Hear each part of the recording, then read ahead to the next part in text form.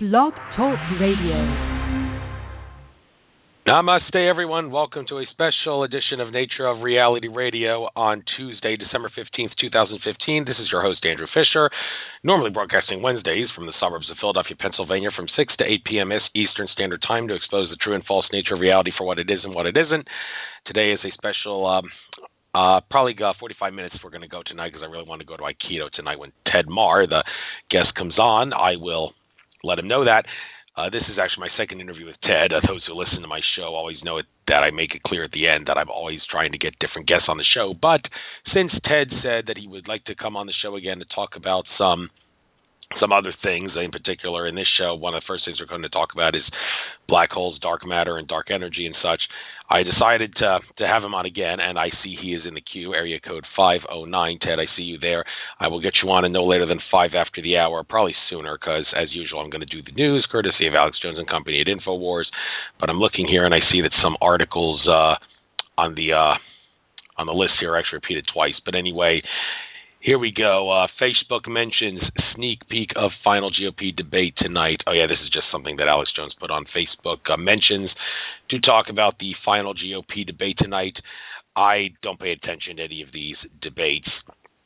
Some might say I should. Some might say it's a waste of time. But everybody knows Donald Trump is the front runner, but would Donald Trump be a great president? Some people would disagree, like Mr. Cat Eye, who does a lot of decoding stuff. I listen and watch to his YouTube videos often.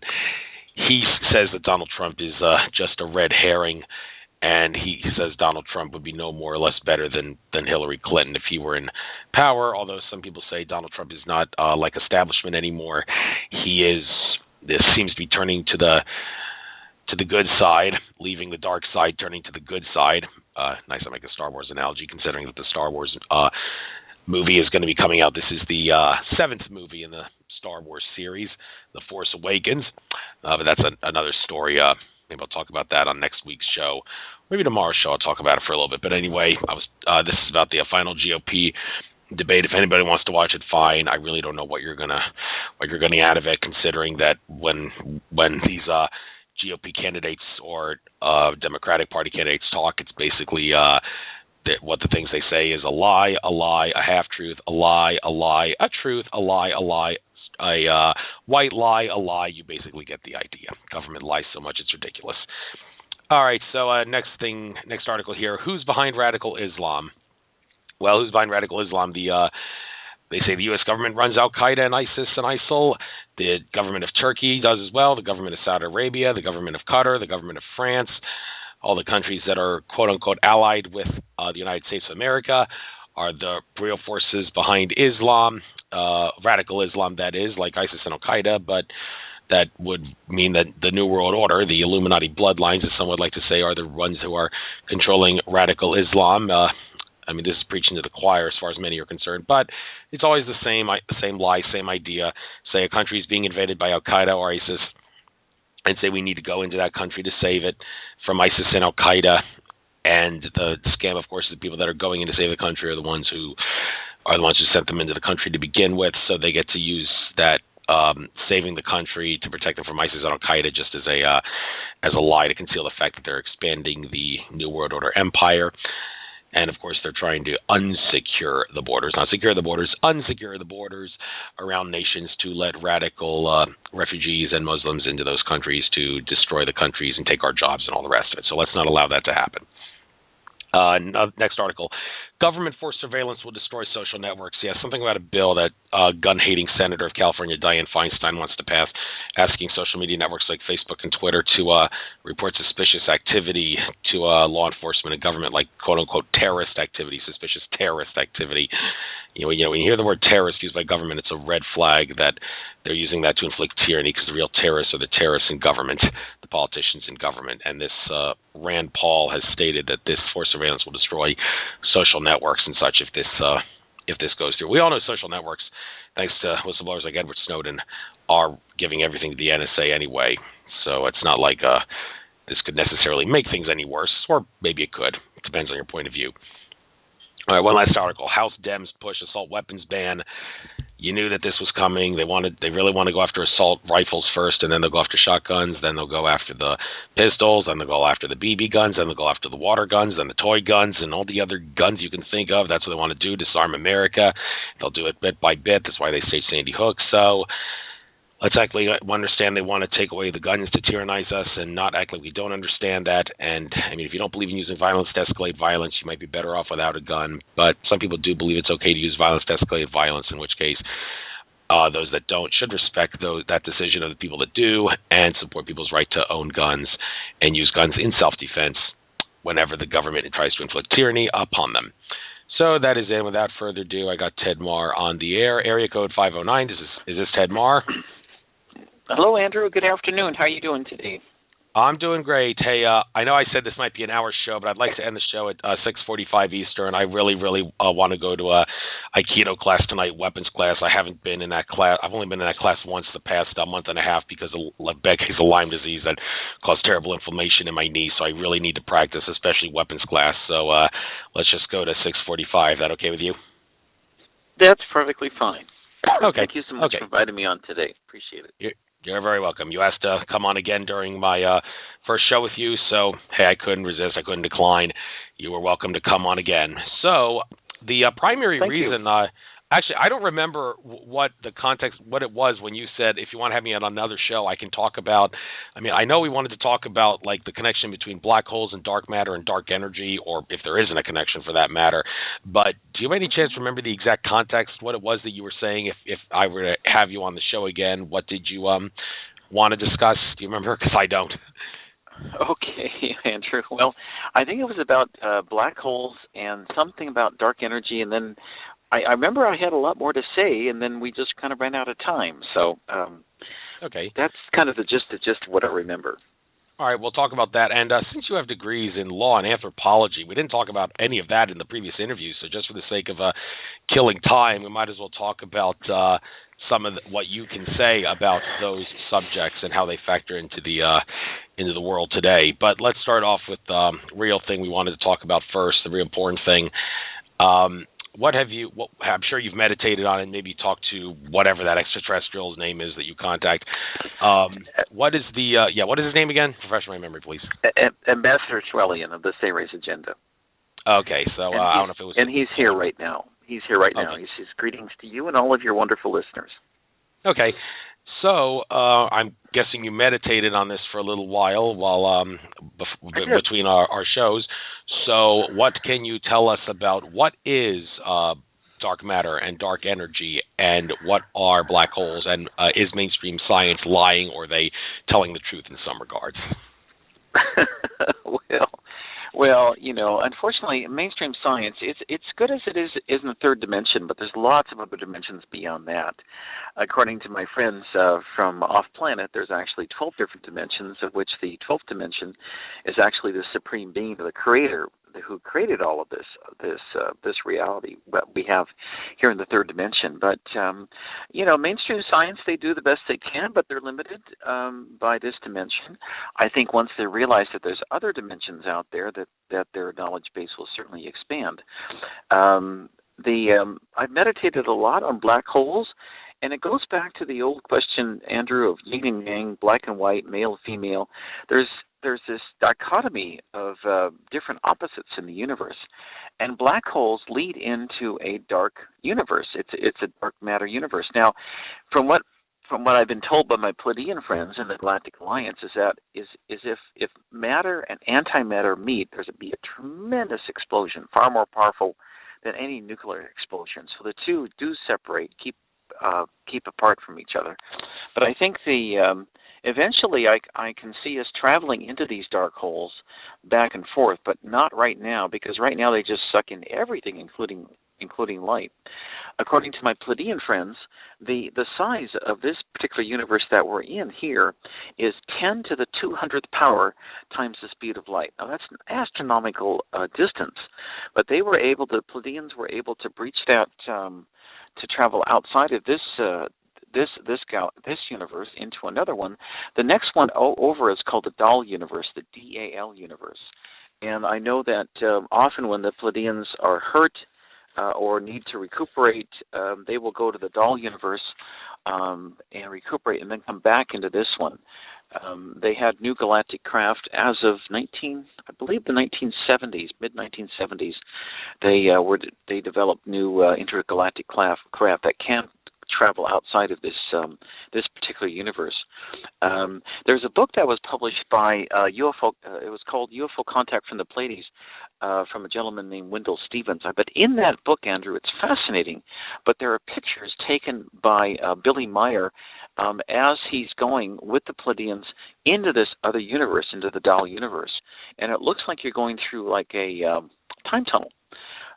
But everything's replicated there, and it's a universe that parallels this one. One of these days, I think we'll be able to travel there. But the Pleiades and the Galactic Alliance do travel there frequently.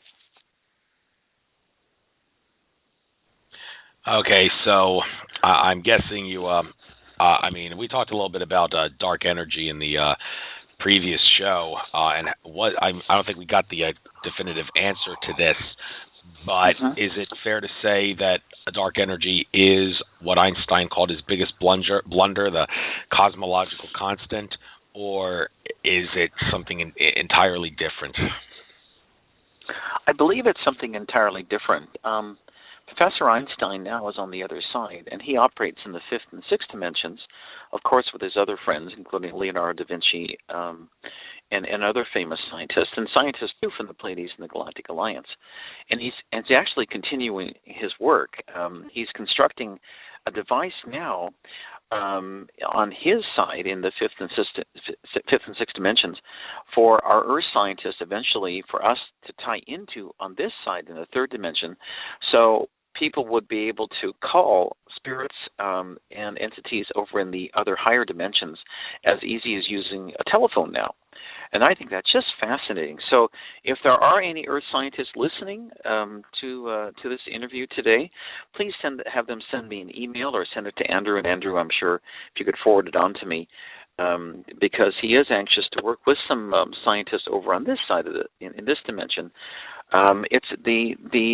He said it's going to take some years to develop, but he's working on his side to do it, and he says he knows he can do it. And so the coming years, our children would be able not only to call up people in this dimension, Andrew, but the fascinating thing is that they would be able to dial spirits also on the other side as well. Thank you. And, well, I guess we'll switch gears entirely here. You answered that to the best you could. Oh, actually, one more thing. Did you say that there is or is not a connection between matter and black holes? Because I was actually coincidentally watching a video recently where it asked the question, what is dark matter and dark energy? And it actually said we know that there is no correlation between black holes and dark matter. And I'm thinking, whoa, I'm seeing this. And yet just not that long ago, when in that past interview I did with you, you actually suggested that there is some sort of a connection. So I don't know what that video, where it got its idea or what, but is there or is there not a connection? I think there is a connection. I've checked with my friends off planet, and they said there definitely is.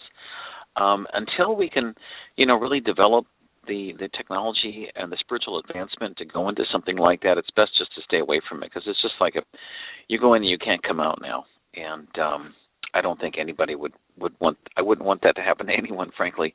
Be traveling in a spacecraft and then go down a black hole and not be able to come out again. Yeah, well, since you mentioned that before we switch gears, when you go into a black hole, does what mainstream science says will happen, the spaghettification, they call it, is that what would actually happen to you, or has mainstream science totally screwed that one up? I think they're doing the best they can within this third dimension, but again, they don't have the entire answer. Once again, you have to look to the other dimensions, and I think you go into another universe that's based upon dark matter instead of light matter, like in this universe. Frankly, it's something you want to stay away from until we develop further technologically and spiritually, so we could handle something like that. I think the Galactics do go into those areas now, but they've got technology that's between 50 and 100,000 years ahead of us, and they're also between 30 and 50,000 years ahead of us spiritually too. So they can handle something like that. We couldn't. I don't think it'd be advisable to go into an area right that now. But it goes back again to the dichotomies in the universe, black and white, yin and yang. There's a white energy universe, and there's also a dark energy universe too. And I think that going into a black hole would pop you out into a universe based upon dark matter, which would be different, opposite of what we experience here. Since you mentioned the yin-yang dichotomy, that reminds me, I watched one of Lily Earthling's presentations. She actually said that the yin-yang symbol and the Star of David symbol are symbols that will lock you in the matrix. And then she showed two other symbols that would not lock you in the matrix. I have to. I can't really explain everything that she discussed as to why that's the case in this interview. But a lot of people would assert, well, the yin yang symbol, I'm sure it can be interpreted as like a malevolent and benevolent symbol, depending on who's using it. But to suggest that symbol, and the Star of David for that matter, and the thing with the Star of David, some would say that's a flat representation of a Merkaba. So some would think, does that mean the Merkaba is a symbol that locks you in this matrix? Can you hypothesize at all as to how she could possibly be correct when she says the yin yang and the Star of David are symbols that will keep you locked in this duality matrix, I guess is the way she looks at it, or is she kind of misleading, do you think? I don't think she has the full story, frankly. I would love, if you wouldn't mind, at some point emailing me her information. I'd love to look at it and meditate it. But I'm just asking meditating. My friends say that she doesn't have the full answers for what she's talking about. There is a matrix here, that's true, but frankly, I'd have to read what she said and then do some more meditation on it. Yeah, I'll try to get you that after Aikido practice tonight. Send you a link to that. But I think basically the whole idea of it is that it's a duality symbol, and any symbol of duality or conflict in some regard would keep you locked in the matrix. Although many would say that's kind of a silly way of looking at it. But I don't know. Maybe it is. In the end, it's just a point of view issue. But let's switch gears here. I guess we'll talk a little bit about anthropology now, since you have a degree in that. A lot of say, well, big deal, he's got a degree. Degrees get you jack shit in this day and age, so what does that mean? Well, I'm sure you learned a thing or two in your days in school learning about anthropology, and even though a lot of it may have been lies, I'm sure you got something from it, like I said. And when it comes to anthropology, it's a study of humanity, but a lot of people seem to equate anthropology with something involving like maybe digging up humanity. It seems to connect it with archaeology in a sense. I don't know why they would connect anthropology and archaeology, but there seems to be some sort of that some people do that nowadays. So in anthropology, the study of humanity, do you continue what you've learned in your work getting that degree, or do you really not make this part of your life anymore? Well, I have to tell you, Andrew, that I studied cultural anthropology of law, under Laura Nader, who's Ralph Nader's sister at UC Berkeley. And last time I checked, she was still teaching there. It's amazing. She's been teaching there for, I think, since the early 1960s. But she's a wonderful lady. Certainly, I like her brother as well, Ralph Nader. But one of the fascinating things about anthropology, it teaches you about different cultures and how people interact. And dealing with different extraterrestrial groups, reading about them, is kind of the same kind of experience, because you experience humans and other living entities, Andrew, who have a different way of looking at things, and it's been very valuable, actually. That kind of training and education has been very valuable in thinking about the ET issue and thinking about UFOs and other life beyond this planet. There's several different areas of anthropology. There's cultural anthropology, which I studied. Physical anthropology includes genetic anthropology. Linguistic anthropology, study of languages. The genetic anthropology and the archaeology is another subsection. It's really interesting, but once again, that's rather limited. I would hope that the anthropology departments across the country and across the world are now perhaps taking note that we weren't. I think to say that we evolved from an ape is only telling part of the story. I think we were created, actually. And my friends in the Galactic Alliance say that we are a genetic slice of 22 different species. And that's one reason why they call humans on this planet genetic royalty. I had a program last Friday with Dr. Michael Sala from Hawaii, and he was saying from his research that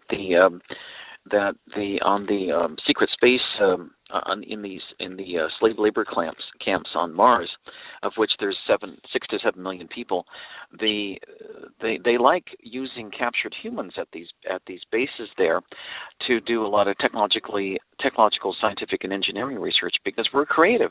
We have a huge range of emotions within us, and those range of emotions are very useful in scientific research, and we're able to produce all kinds of really nifty high-tech devices and discoveries. Of course, we don't see any of it here on this planet, but it is used off-planet on Mars. But I think the bottom line, I think we're powerful spiritual beings, and we're coming into our awakening with shows like yours, Andrew, and waking people up.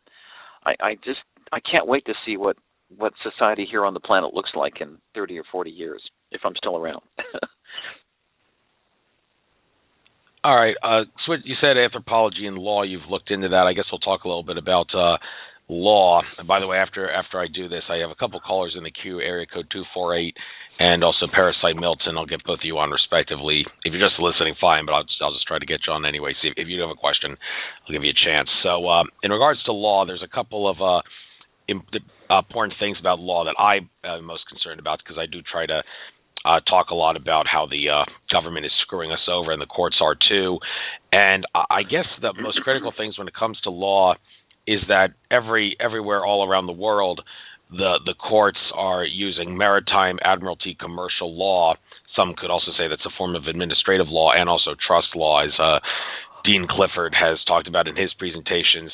And there's a couple of key things about that at the basic level, and you can prove this through the statutes, the codes, and the ordinances, and even the case law in some regards, that whenever they accuse you of a crime in which you do not harm or intend to cause harm to another person or property through either negligence or deliberate intent, whenever that's the case, you are not being charged with breaking a law. You're being charged with breaking some form of public policy.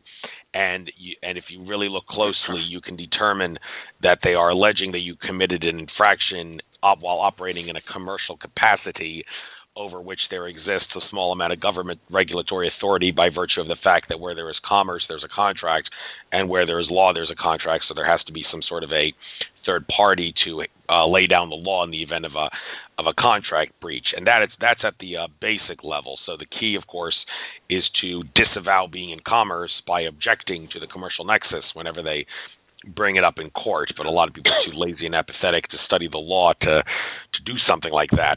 And also at a more complex level, when you get into the subject of spirituality, you get into the whole issue of how they are using our birth certificates to use us, create a straw man of us, turn us into a corporation, make a legal fiction of us. And we're also that's also going on in the courts, where they are whenever you don't cause harm or intend to cause harm to someone through negligence or deliberate intent, they are accusing your straw man of committing some sort of an infraction, and you thinking that that you are guilty of a crime, or thinking you have to show up for court, I say, to either to defend yourself against the alleged crime violation, which isn't technically a crime because you didn't do any harm. That's also an issue. So at the using the statutes and codes to determine that they're saying you're in commerce, that's at a basic level. The birth certificate straw man thing, that's at a more complex level in which they trap you in the spiritual matrix. Do you agree or disagree with everything I've asserted? Because there are some people, and the reason I asked, do you agree or disagree, is because I do know a few people that say that whole birth certificate straw man thing is just a patronate myth that people created, and it's just the commercial capacity thing. That's all there is to it. There's no legal fiction straw man or anything, but others would say, no, there definitely is. Those people that say there isn't are not really looking at the high spiritual aspect of it. So what's your take on this whole debate? Well, it's really interesting you bring that up, Andrew, because I have been interested in it. There's a gentleman that I met this summer at James Gillian's UFO ranch out in Washington named Winston Strauss. Man, he gives seminars on freeing yourself from the legal system through these commercial contract arguments. To be honest with you, I haven't followed it as much as I should. I do have a law degree. I used to practice for many years. I don't practice now. But, you don't hear anything like this if you're in law school, and certainly in the court system, you don't hear any of these kinds of arguments at all. The system in the United States, of course, is an adversary system where basically might makes right, and it's an adversary system based upon Old English law where if two parties fight it out and the one left standing is the one who wins. Now, often, that doesn't mean that truth has anything to do with if people win. And one of the things that really disillusioned me in the American court system, at any rate, was the fact that truth often wasn't the winner in these kinds of things. And as far as family relationships go, in divorce court, for example, I never could figure out why the system is set up to fight between parties, and especially when there's children. Other states, for example, like in Oregon, they have a lot of mediation services for family law where they try to encourage people to reconcile and at least go through like counseling to help with family situations where there's disputes.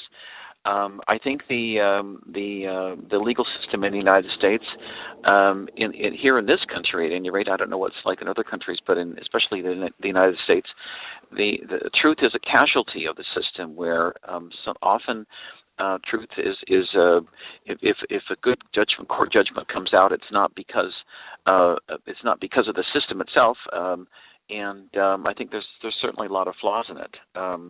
But I know what you're talking about, the commercial law area. It's an area that I think I need to study some more. It's not taught in law schools, and it's not something you really run into in the courts much here in the U.S. Okay, thanks. We'll talk about some other subjects in a little bit, but since I'm a little bit of a time clock tonight, I'll get the callers on now. Area code 248, you are on the air. What's your name, where you're from, what's your question? Going once, going twice. I can hear someone in the background, but I guess you're just listening. All right. Goodbye. All right, so next caller. Okay, now it's on mute. Parasite Milton, you are on the air. How you doing? What's your question? I'm good. How are you? I was just wondering if you are aware of other dimensions. This is more in a paranormal question, of other dimensions that might be battling in our major cities. Other dimensions? You mean angelic forces coming to help us out, or? No, I think they're a little more on the malevolent side. They seem to be at war, and they're large. They're giants. They're bigger than us. That's what I can, Okay. Relatively. Well, this leads into a much larger question, and thank you so much for asking that. I think this leads into a much larger question of the whole dichotomy between good versus evil, that our government, you may not know this, I don't know, but since 1954, our government's been allied with a group of extraterrestrials called Reptilians. They're very negatively oriented, and as a result of that, they actually feed off negativity and war on this planet. So the more conflict there is, the more the energy they get from that.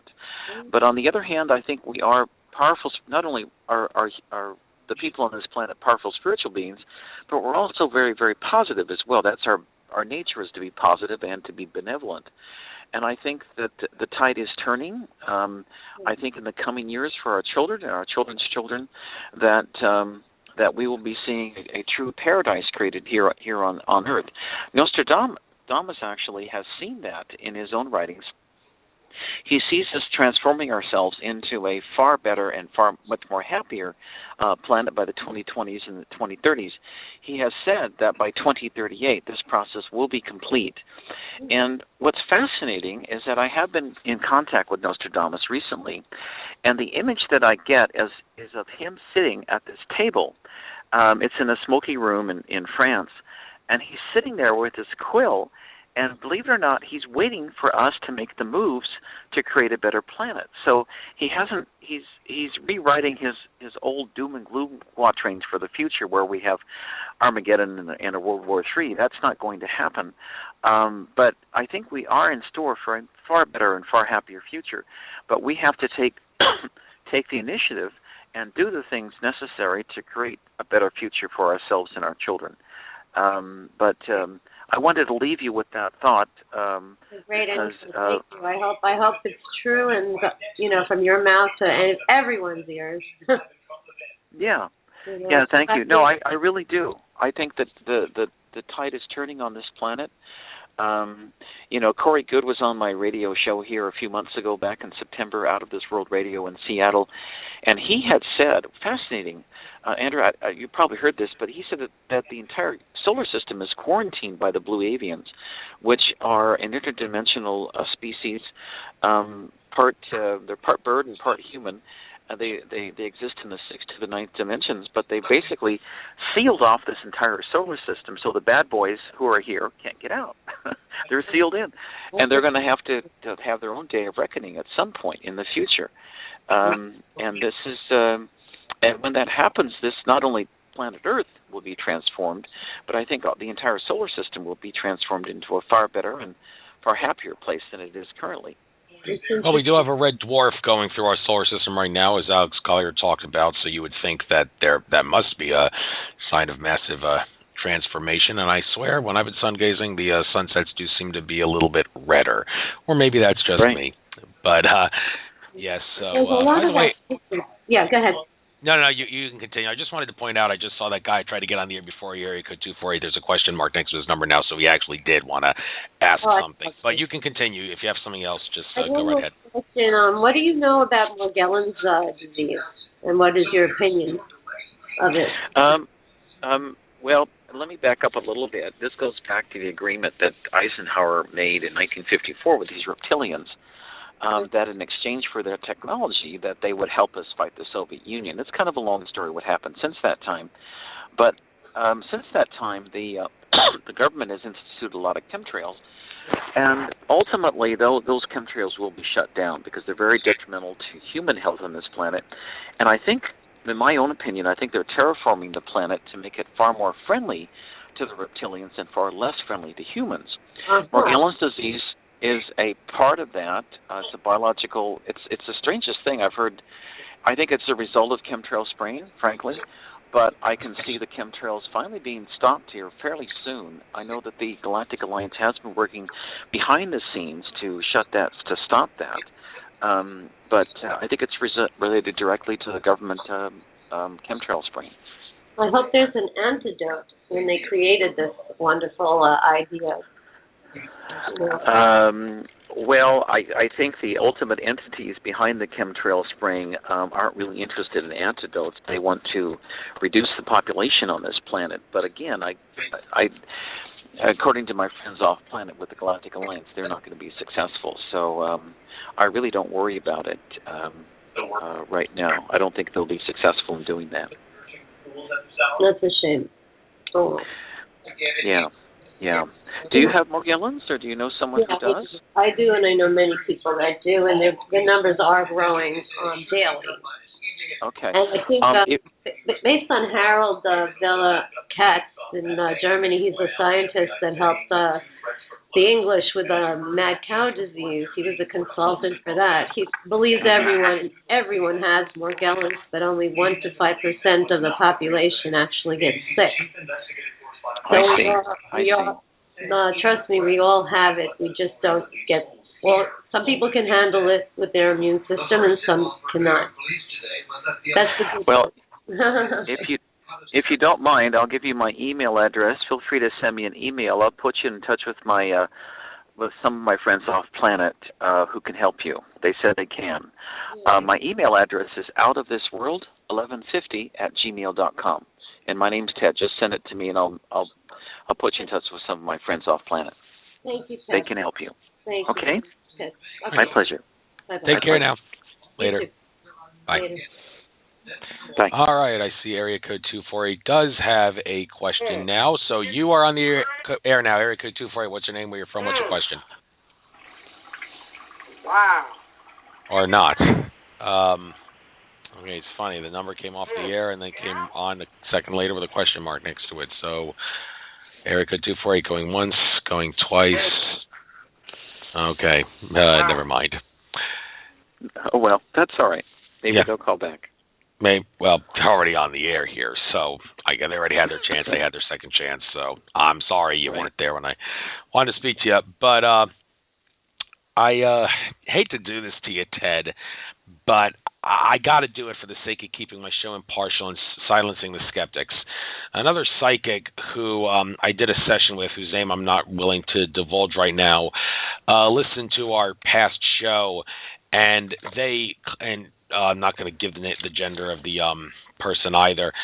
The psychic claimed that she did tried to do a reading during the parts of our last interview where you were channeling JFK and Einstein, and she said that she saw absolutely nothing there that would suggest that Einstein and Kennedy were actually there. Excuse me, he likes to be called Professor Einstein. He said calling somebody by their last name is disrespectful. So anyway, just want to tell you that. That's what he tells me. So. Right. And I'm not going to go right off. I'm not going to right off the bat say that this psychic is correct when she says Ted Mahr is a professional liar because there was nobody there.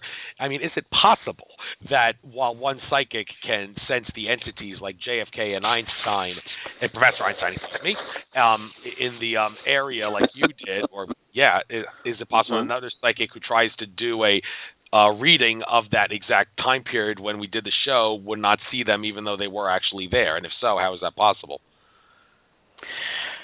Well, one of the things I learned, I had a similar question about 3 years ago about psychics. And the thing is that I consulted various psychics about some personal issues. And everyone gave me a different answer.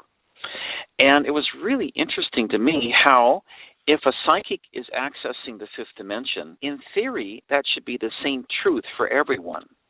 But fortunately or unfortunately, Andrew, everyone's different. Everyone has a different way of looking at things. We're all human and we all look at things a little differently. So that I realized then about 3 years ago that depending upon your viewpoint, what your background is, and how you the kinds of connections you have with the other side, your opinion is going to maybe vary from person to person.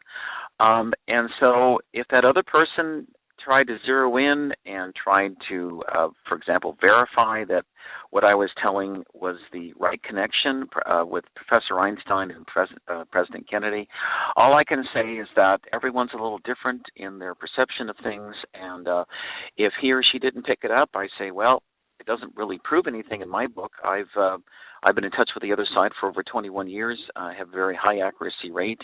I've done readings for people over and over and over again where they just come down and sit down and talk to me, and I tell them everything that's on their mind. I answer all their questions often before they even open their mouths. And so it's very easy to go from that and contacting with a person's guardian angels with their permissions to extending it and contacting spirits of your choosing on the other side. Now, contacting the other side is a little bit like making a telephone call here in this dimension because sometimes, hey, they're busy on the other side, or maybe they just don't want to talk to you, and so I respect that, but I feel very honored and fortunate to have been able to contact these entities on the other side, and they all tell me there's no such thing as death. So if it resonates with you from what I'm saying, then I want you to accept it. But if it doesn't resonate, if you're out there in the audience and that whoever listened to me before is a psychic says they're a psychic anyway, and if it doesn't resonate with them, that's fine. I respect people's opinion. I realize I'm only human. I don't have all the answers. I respect other people's opinions too. So everyone's a little different. Everyone has a little bit different perspective on the universe and on the other side. Okay, you sure sound pretty reasonable and honest to me. I mean, if I had any doubts, I could just ask one of my previous guests, Sherry Edwards, who does bioacoustic voice analyst, to analyze your voice during the sessions to see if you were lying, but I'm not going to do that because I'm not an asshole like that. So I guess right now I'll just, I hope I didn't give any of the listeners any crazy ideas, but hey, Sherry Edwards, voice bioacoustic analyst, is just as good as body language, if not better. If anybody wants to find out if a politician is lying, just contact Sherry Edwards. But anyway, I do have a question here in the chat room. It says here, a malevolent being is attached to my crystal. I was told by the angels that I can't purify it. Angels advise to just throw the crystal away. I cannot believe the angels can't remove it and that this being has this power over me. Can someone help me understand why? Can you perhaps help her understand why? Well, unless it's a really special crystal, maybe the easiest thing is to throw it away. There's some standard techniques to clean crystals, including salt water, which is good. Simply putting a crystal, for example, in the sunlight all day is also another good way. You can using those two techniques generally is the methods that I use. But if it's an entity that's not good for her, certainly unless the crystal is really valuable or very, very dear to you, you might consider just getting rid of it because nothing's worth the trouble from an entity that causes you trouble. You see? Okay, I hope that answers your question. H123, that's the person who asked that. So. All right, but just we got 4 more minutes, so I'll just end on getting back to that Mount Shasta conference. Alex Collier, he talked about how you said that things will be a lot different by the year 2038, and Alex Collier and other people like Gastronomy Council contacting Tolek, who was also there, say that changing the money system is one of the first steps to that.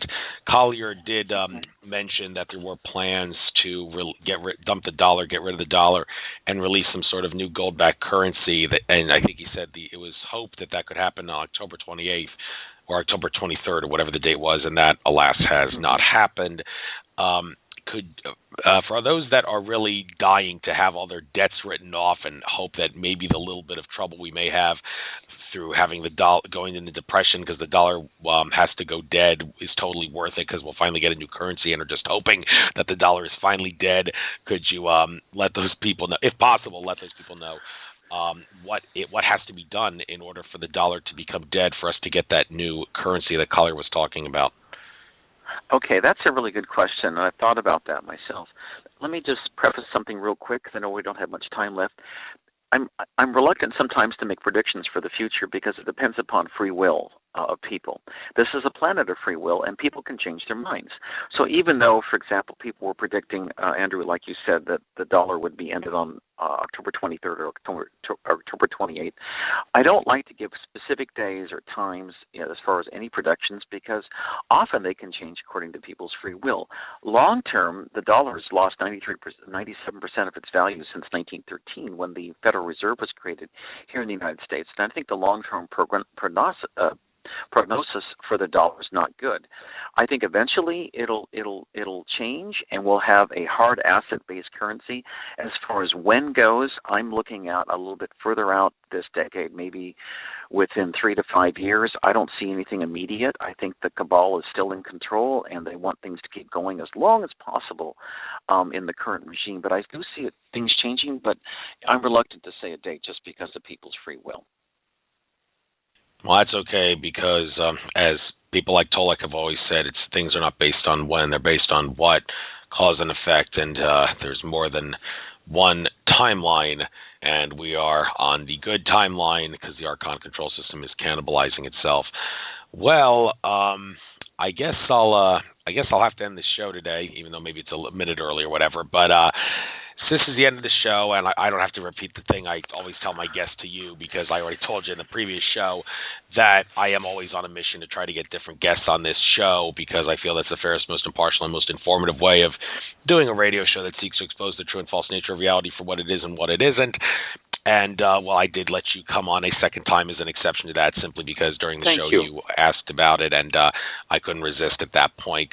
If you ever want to come on my show again, if you ever do want to come on my show again and do like a special because you found something really important and you had an epiphany or something and you want to talk about it, maybe for like a half hour or something, I suppose I could schedule like a half hour to an hour show if that happens. But as far as contacting again, I'm sorry, I got too many other new people I need to contact, and I got to get to that soon because I only have 2 guests left before my list runs out, so I really got to get to contacting a whole slew of people. So Ted, it was a pleasure having you on, and even if that psychic who had doubts about you claims that she did not see JFK or Professor Einstein or anything that suggested that they were there, well, all psychics are different. I'm not going to suggest in any way that you are a professional liar because that psychic saw that. I trust you. You do seem honest and sincere to me, and good luck. Thank you.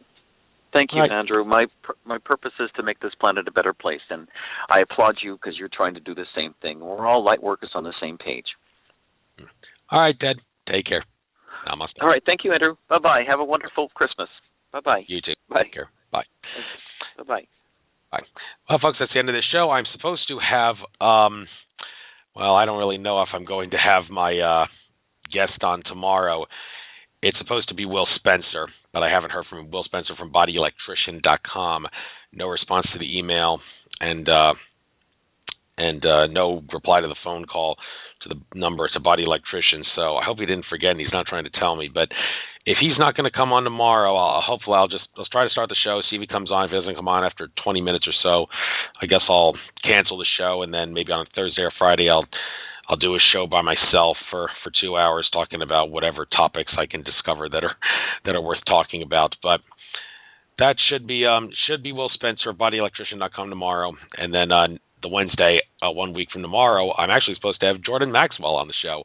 I thought he wasn't going to come on radio anymore. He last time I called him, asked him to come on my show back in April, he said yes, but then he decided he wouldn't do radio anymore.